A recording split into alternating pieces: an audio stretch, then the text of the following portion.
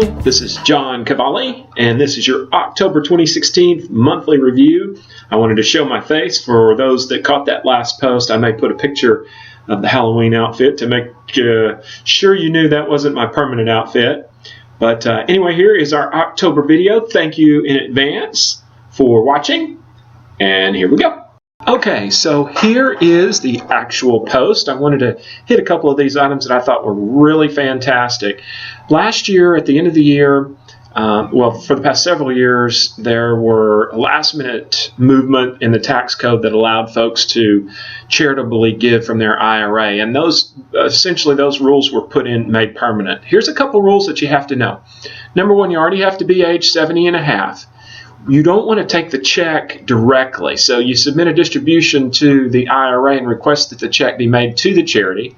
You ensure that no tax withholding has been done. If you do, that's going to look like a distribution to you, and you send the check directly to the charity or the IRA owner. Break-in, I have done this very successfully, and it worked fantastic. The paperwork is not hard. Just wanted to remind everybody. I thought this was a really, really interesting new possible use of getting by your RMDs.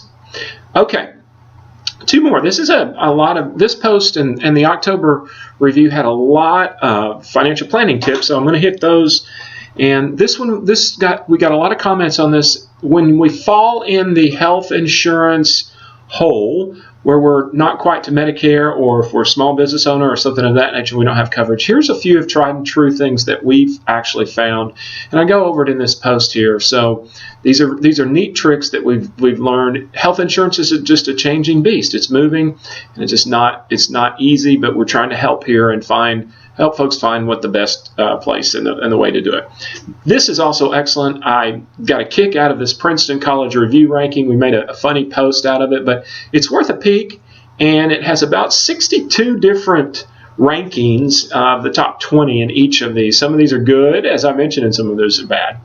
Let's move on to the economic update. This was an interesting chart by Scott Granis, who is a fellow blogger, lives out in California. I digress, but I follow him. His posts are really good, and he had mentioned this in one last month or so. And just take note of this. This is what I wanted to capture. These are excess reserves in the bank via QE1, QE2, QE3, and that's the Fed pushing money out into the banking system. Now look at this. What's going on here? Well, what that is the economy. This is into the banks, and this is out of the banks, and this was before no banks. Well, as this money comes out of the banks, it goes into the economy, and that's a good thing. That's a good thing. So this clearly would be a long time for it to go all the way back down, but this is movement into the economy. Moving right along, in the essence of getting too long, I'm going to keep this short because I know this video is going to get long.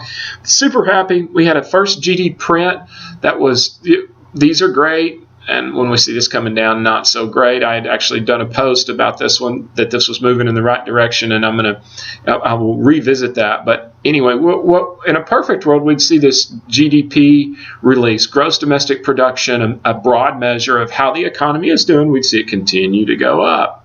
This has been below average. The naysayers would say this has been below average. Many say this is going to be the new norm.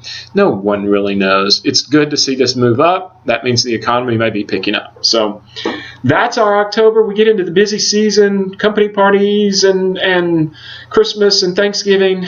And as always, I super, super, super thank you for your time. I hope you enjoy this, and we'll see you next month. Take care.